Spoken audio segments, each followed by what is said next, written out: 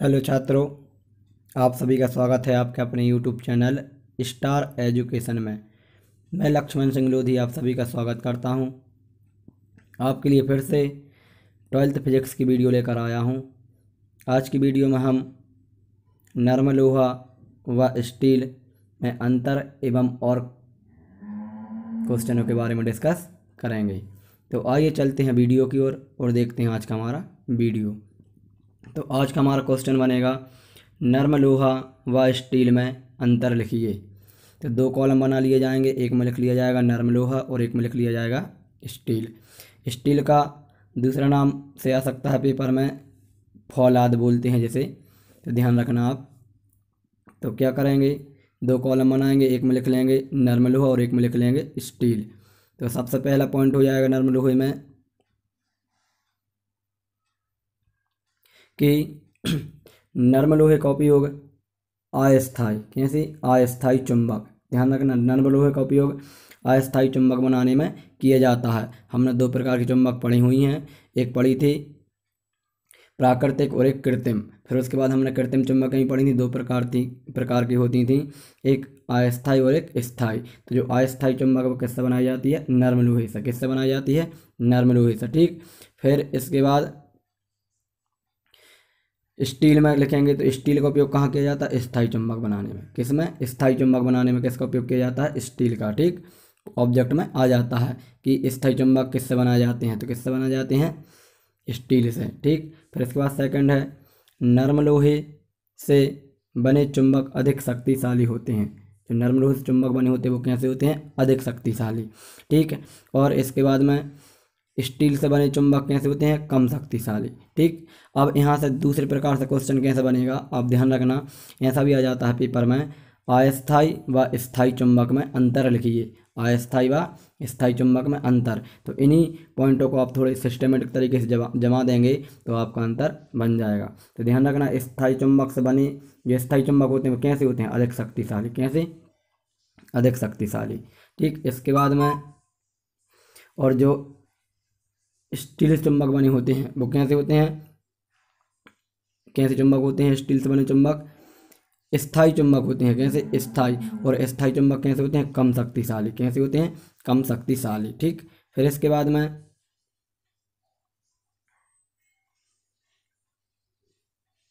Next हो जाएगा हमारा तीसरा पॉइंट,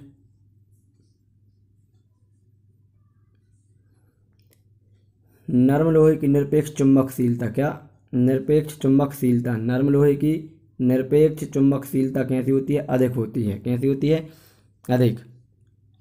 जबकि जो स्टील की निरपेक्ष चुंबकशीलता है वो कैसी होती है, कम होती है, ठीक। कैसी होती है, कम होती है। इसके बाद नेक्स्ट आएगा, नर्म लोहे से बने चुंबक के सिरों की ध्रुवता बदली जा सकती है। जो नर्म लोहे से जो चुंबक बनाए जाएंगे उनके सिरों की ध्रुवता हम क्या कर सकते हैं, बदल सकते हैं, क्या कर सकते हैं, बदल सकते हैं, ठीक, ध्यान रखना। जबकि स्टील से बने चुंबक के सिरों की ध्रुवता नहीं बदली जा सकती। क्या कर सकते हैं, स्टील से जो चुंबक बने होते हैं उनकी ध्रुवता क्या नहीं कर सकते, बदल नहीं सकते। ये कैसे होते हैं, स्थायी होते हैं, नाम ही उनका है स्थायी चुंबक। जबकि नर्म लोहे के हम क्या कर सकते हैं, बदल सकते हैं, ठीक। फिर इसके बाद नेक्स्ट आएगा, तो नेक्स्ट है हमारा नर्म लोहे की चुंबकन तीव्रता। क्या, चुंबकन तीव्रता कैसी होती है, अधिक होती है, कैसी होती है, अधिक होती है। जबकि स्टील की चुंबकन तीव्रता कैसी होती है, कम होती है, ठीक। फिर इसके बाद नेक्स्ट आएगा, नर्म लोहे की चुंबकीय प्रवृत्ति। क्या, चुंबकीय प्रवृत्ति कैसी होती है, अधिक होती है। और स्टील की चुंबकीय प्रवृत्ति कैसी होती है, कम होती है, ठीक। तो ये हमारा क्या होगा, नर्म लोहे और स्टील में कुछ अंतर हो गए। इसके बाद में नेक्स्ट देखते हैं, तो हमारा नेक्स्ट है पार्थिव चुंबकत्व। क्या है, पार्थिव चुंबकत्व को परिभाषित कीजिए तथा पार्थिव चुंबकत्व के पक्ष में प्रमाण लिखिए। ये इस प्रकार इसका एक क्वेश्चन बनेगा, ठीक। तो हम सबसे पहले देखते हैं पार्थिव चुंबकत्व क्या होता है। तो पृथ्वी के चुंबकत्व को, किसके, पृथ्वी के चुंबकत्व को, पृथ्वी के चुंबकत्व को क्या कहते हैं, पार्थिव चुंबकत्व कहते हैं। क्या कहते हैं, पार्थिव चुंबकत्व।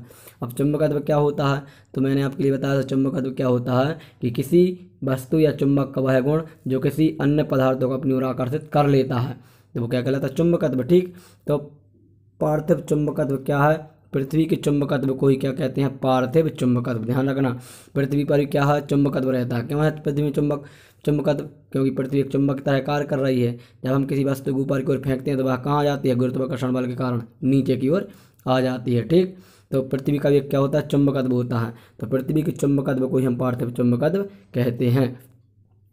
फिर इसके बाद में, क्योंकि पृथ्वी एक चुंबक की तरह कार्य करती है। किसकी तरह कार्य करती है? चुंबक की तरह। ठीक, नेक्स्ट आएगा, आगे देखते हैं इसके पक्ष में प्रमाण। तो हेडिंग बनेगी, तो हेडिंग बन जाएगी पार्थिव चुंबकत्व के पक्ष में प्रमाण। तो सबसे पहले लिखेंगे पहला प्रमाण क्या है कि स्वतंत्रता पूर्वक लटकी हुई चुंबक सदैव उत्तर दक्षिण, कहाँ पर? उत्तर दक्षिण दिशा में ठहरती है। कौन सी दिशा में? उत्तर दक्षिण दिशा में ठहरती है, क्योंकि वह चुंबक की तरह कार्य करती है। क्या होगा जब हम किसी चुंबक को स्वतंत्रता पूर्वक लटका देंगे? एक किसी चुंबक को हमने स्वतंत्रता पूर्वक ऐसा लटका दिया, ठीक, लटका दिया, तो अब यह चुंबक कहाँ ठहरेगी? सदैव उत्तर और दक्षिण दिशा में ठहरेगी, क्योंकि यह भी एक किसकी तरह कार्य करने लगेगी? चुंबक की तरह कार्य करती है, सॉरी पृथ्वी की तरह कार्य करती है। ठीक, पृथ्वी एक की तरह क्या करती है? कार्य करती है। फिर इसके आगे, तथा पृथ्वी के चुंबकीय ध्रुवों के कारण स्वतंत्रता पूर्वक लटकी हुई चुंबक उत्तर दक्षिण दिशा में ठहरती है, क्योंकि पृथ्वी में क्या है? ध्रुव है, एन ध्रुव और एस ध्रुव, यानी उत्तरी ध्रुव और दक्षिणी ध्रुव। तो जब हम किसी चुंबक को पृथ्वी पर स्वतंत्र पूर्वक लटकाएंगे तो वह एक पृथ्वी की तरह कार्य करेगी, और पृथ्वी के ध्रुवों के कारण ही वह उत्तर दक्षिण दिशा में ठहरेगी। फिर इसके बाद नेक्स्ट आएगा दूसरा पक्ष में प्रमाण कि लोहे की, किसकी? लोहे की छड़ को पृथ्वी के अंदर, किसको? लोहे की छड़ को पृथ्वी के अंदर उत्तर दक्षिण दिशा में रखने पर, किसमें? उत्तर दक्षिण दिशा में रखने पर वह कुछ दिनों बाद स्वयं चुंबक बन जाती है। ध्यान रखना क्या है, हम किसी लोहे की छड़ को यदि पृथ्वी के अंदर गड्ढा खोद के रख दें उत्तर दक्षिण दिशा में, तो वह कुछ समय पश्चात, कुछ दिन लग सकते हैं, कुछ महीने, कुछ साल भी लग सकते हैं, तो वह किसकी तरह कार्य करने लगेगी? चुंबक की तरह, अर्थात वह क्या बन जाएगी? चुंबक बन जाएगी। ठीक, फिर इसके बाद नेक्स्ट आता है, तो नेक्स्ट पक्ष में प्रमाण क्या हो जाएगा कि चुंबक के एन ध्रुव की उत्तर दिशा में रखकर, चुंबक के एन ध्रुव को उत्तर दिशा में रखकर चुंबकीय बल रेखाएं खींचने पर दो उदासीन बिंदु निरक्षीय स्थिति में, क्या? दो उदासीन बिंदु कहाँ? निरक्षीय स्थिति में, व चुंबक के एस ध्रुव को दक्षिण दिशा में रखने पर दो उदासीन बिंदु अक्षीय स्थिति में प्राप्त होते हैं। ध्यान रखना क्या होगा कि हम जब किसी चुंबक के एन ध्रुव को, किसको? एन ध्रुव को उत्तर दिशा में, किस दिशा में? उत्तर दिशा में रखें, तो उसमें जो चुंबकीय बल रेखा खींचेंगे तो उसमें दो उदासीन बिंदु, कितने? दो उदासीन बिंदु प्राप्त होंगे। वो कौन सी स्थिति में रहेंगे? निरक्षीय स्थिति। निरक्षीय स्थिति मतलब क्या होता है? उस चुंबक के लंबवत प्राप्त होंगे। कहाँ प्राप्त होंगे? लंबवत, क्योंकि हमने पढ़ा निरक्षीय स्थिति मतलब लंबवत। ठीक, जबकि एस ध्रुव को, किसको? एस ध्रुव को कहाँ? दक्षिण दिशा में रखेंगे। दक्षिण दिशा में रखेंगे तो दो उदासीन बिंदु प्राप्त होंगे, लेकिन वो कौन से? अक्षीय स्थिति, मतलब चुंबक के अक्ष पर ही स्थित प्राप्त हो जाएंगे। ठीक, तो एक चुंबक की तरह कार्य करती है, क्योंकि पृथ्वी क्या है? एक चुंबक की तरह कार्य करती है, तथा उदासीन बिंदु पर परिणामी चुंबकीय क्षेत्र का मान शून्य होता है। उदासीन बिंदु पर परिणामी चुंबकीय क्षेत्र का मान क्या होता है? शून्य होता है। ठीक, ध्यान रखना, ऑब्जेक्ट में आ जाता है।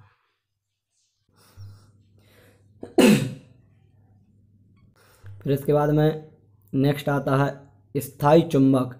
स्थायी चुंबक की तुलना में विद्युत चुंबक की श्रेष्ठता बताइए। क्या है? स्थायी चुंबक की तुलना में विद्युत चुंबक की क्या बताना है? श्रेष्ठता।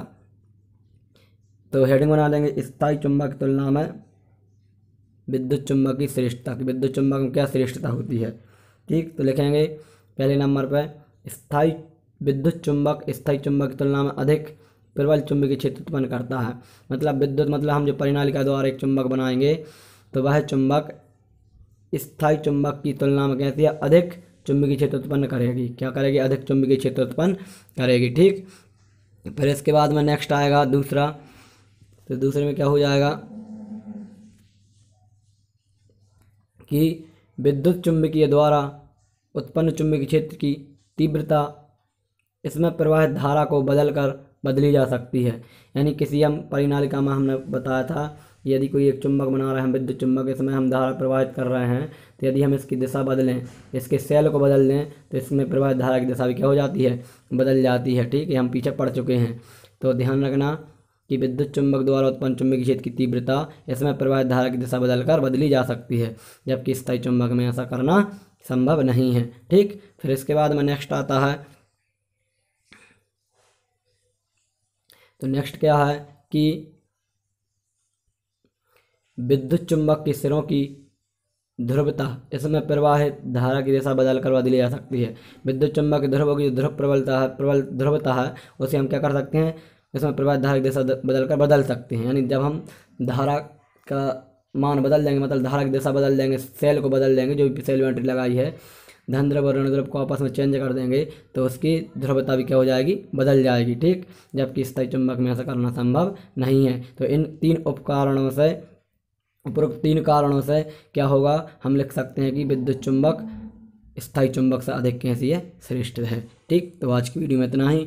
इसके बाद मिलेंगे हम नेक्स्ट वीडियो में। तब तक के लिए आप अच्छे से स्टडी करते रहें और जो भी डाउट हो तो कमेंट करके ज़रूर बताएं। जय हिंद, जय भारत।